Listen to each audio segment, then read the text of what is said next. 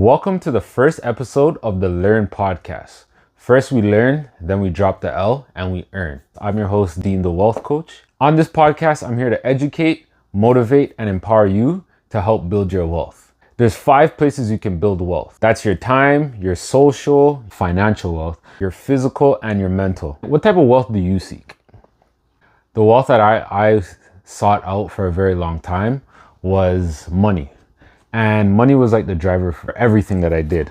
Growing up, my parents couldn't give me much. I just didn't really like hearing no. So I just always went out trying to figure out how can I make money.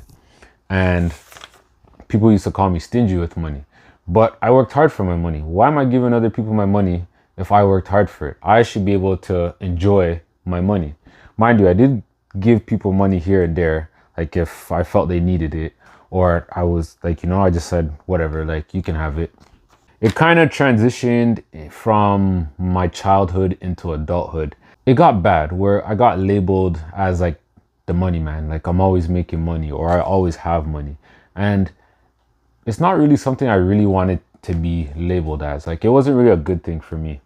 I chased financial wealth and it robbed me of my 4 other areas of wealth. So my physical health, my mental health, my time, and my social. So for my social, I didn't get to spend with social wealth. It's pretty much like your relationships with people, friends, family, pets, whatever it may be. And for me, I lost a lot of that because I was just always chasing money. Like I'm just always working. If it's not working, I'm trying to find a way to make money. Like I was a father at a young age and I missed out on a lot of time with my eldest daughter, and it kind of trickled into my second daughter where I was just never home. Like I was working 10-12 hours a day. It's not a good feeling to have, like not getting to see your kids grow up, just people sending pictures or you're hearing voice notes, and it's like you want to be there in those moments. Like yeah, picture is great, video is great, but it's different when you're actually with them in the present moment to see these things, right? I lost a lot of time that I'll never be able to get back because of money, because I was always chasing money to give them a better life, but they never asked for me to make a lot of money. They just wanted a lot of my time. They wanted to spend time with me. They want to show me the things that they're doing, have fun with them. And I robbed myself and I also robbed them of that because they didn't get to spend time with me. So that's one area that chasing money or the financial wealth I let go that I won't be able to get back. Like mind you, I can build these relationships now, but just seeing your children grow up, like it's a different feeling for those that are parents out there. The next one was my physical health, and that suffered a lot. I spent a lot of hours on the road driving for my job that I got out of college. I used to travel Canada, and I would either be on a plane or I'd be driving from like city to city 4 or 5 hours a day, staying in hotels, and again missing family time. Like didn't get to see my wife, my kids, and along with that, I wasn't working out. I was eating all junk food on the road, like nowhere to really cook. So I just resorted to fast food. And me being in the vehicle for so long, and when I left that job, I started doing Uber for about 2-3 years. Just always sitting in the seat, like I started to get back pains and shoulder pains. Now I had a chronic shoulder pain for like many years due to like just driving so much. And that's been an outcome due to me chasing money once again, which led to my mental health.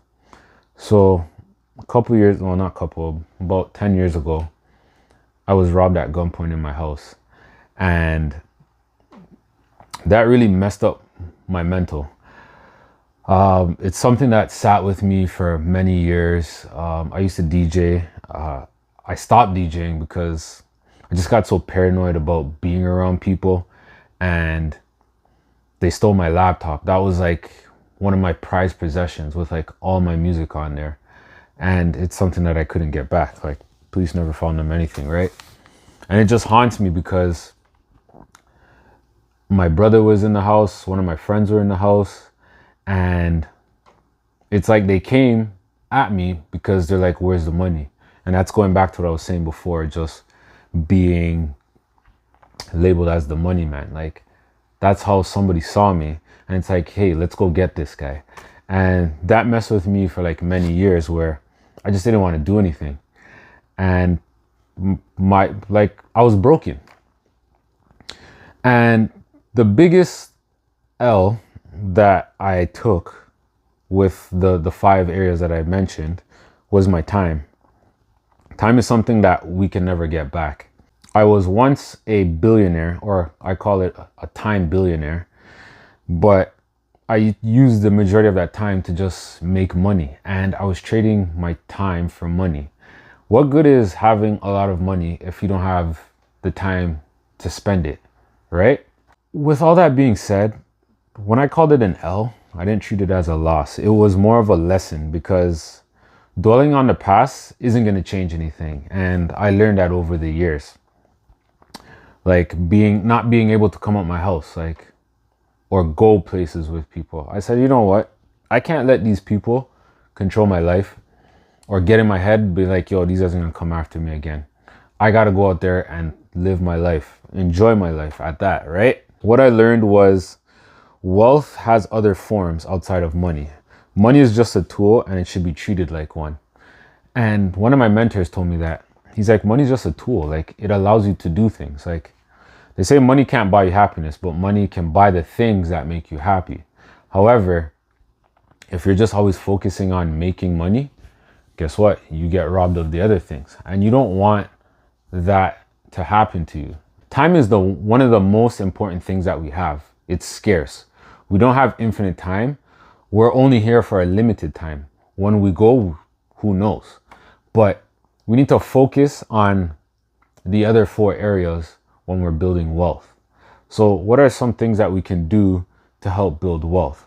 Well, they say, you hear many people say these sayings, and I want you to sit back and let these resonate in your head and figure out what it means to you. So many of us hear health is wealth. So what does that look like? That's going to the gym. That's eating right. That's sleeping right.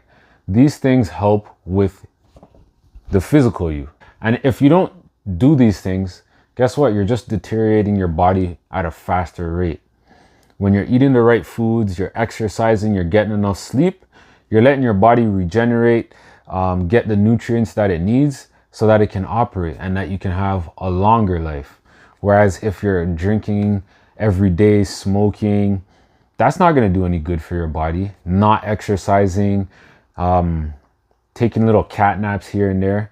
Like, you need to give your body what it's requesting. If you don't, it's just going to deteriorate, and you never know when it's going to happen. They say laughter is the best medicine. And yeah, you can get laughter from watching TV, but I get more pleasure in being able to interact with people, having those social times. Like, my body just, or my mind just goes in, or not my, well, yeah, my mind too. My mind, my body, it's just having that good feeling inside of just being around people. Being able to converse with people, building your network, whatever it may be, taking trips with a group of people. I remember one time, I think the only time, the biggest group trip that I did was my bachelor party. I think it was at least 14 of us that went down, and we had the best time of our life. And that was like a one and done thing. Like, we've never done it again. But these are the type of things that I like doing. Spending time with my friends, going on trips, like, you know. So social wealth, laughter is the best medicine. So for me, it's like just being around people and just having their spirit touch my spirit. Prevention is better than cure. So this goes back to the physical health and also mental health. Like, if you don't try to prevent something, you're going to have to find a cure. And finding a cure is much harder than preventing something. Let's say for argument's sake, diabetes. You could have avoided diabetes. Well, I don't know the whole thing behind it, but I'm just using that as an example. Say the doctor said, in order to prevent diabetes, stay away from sugar. Or you have type 1 and type 2 diabetes, cut your sugar out. But you say, nah, I'm going to just continue doing it, whatever the doctor says. And then boom, you get type 2 diabetes. And it could have been prevented if you stop the sugar, but you chose not to. So now you're on some extra medication that costs XYZ. You got to go to the doctor every so often. You got to take more insulin. So all these things, right? But if you just prevented it, it's like now it's not hurting your pockets to go out and do these things. You're not always just feeling tired or whatever is associated with diabetes. But just to give you that idea of how prevention is better than a cure. And they say teamwork makes the dream work. So that goes back to the social aspect of things, just being in that environment with other people. Also your mental health, asking people for help. Me growing up, asking people for help was something you didn't do. Like you had homework, you didn't ask for help. So like bringing in the groceries, you didn't ask for help. Shoveling the driveway because there's a lot of snow, you didn't ask for help. That's how I grew up. Maybe you didn't grow up that way, but that's how I grew up. We just never asked for help, whatever it is. And that carries on into some people's businesses where it's like they have the amazing idea. They have an amazing idea, but they don't reach out to people. They say, nah, I'll do it on my own. I can do it on my own. It's like you can go that much. You can go 10 times further with a team. Like a lot of people or a lot of things on the internet will say like 1 + 1 doesn't equal 2, it equals 3. So it's like you get more of a better outcome with more people involved. And look at these big companies, like for example, Apple.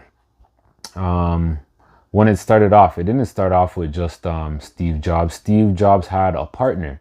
And from that partnership, they found other people to grow their company. Imagine what you could do if you partnered with somebody to help grow your company or your business. They say a sound mind in a sound body. So that's taking care of your mental health. That's being more spiritual. That's meditation. Like all these things, right? These are all things that you can do to help increase your wealth, and not just your financial wealth. But when you tackle all these areas, your social wealth, your mental, your time, and your physical, it allows you to enjoy the financial wealth. That's the whole purpose of what this podcast is going to be about. Just helping you develop ways to help increase your wealth in the 5 areas that I mentioned. I'm going to have special guests come on. If you know anybody that would be a perfect fit to be a guest on my show, leave their name in the comments below or their Instagram or however I can reach out to this person, and let's get them on this podcast. So my goal is to make sure that you learn at least one thing from this podcast. And with that one thing, you're learning and then you're dropping the L and then you're going to earn. Just put something into action. Knowledge is great, but it's not great if you don't put into action. Whatever lesson or little bit of information that you got, I encourage you to join my Facebook group. I left the link down below for you to join my Wealth Builders group. Let us know in the Facebook group what your outcome was, and let's hold each other accountable. Well, that is the end of today's first episode. I hope you enjoyed it. I can't wait to share this journey with you on just learning and earning when it comes to our wealth. And my name is Dean the Wealth Coach, and I'll see you on the next episode. Make sure that you subscribe to my channel so that you can keep up to date when I release another video.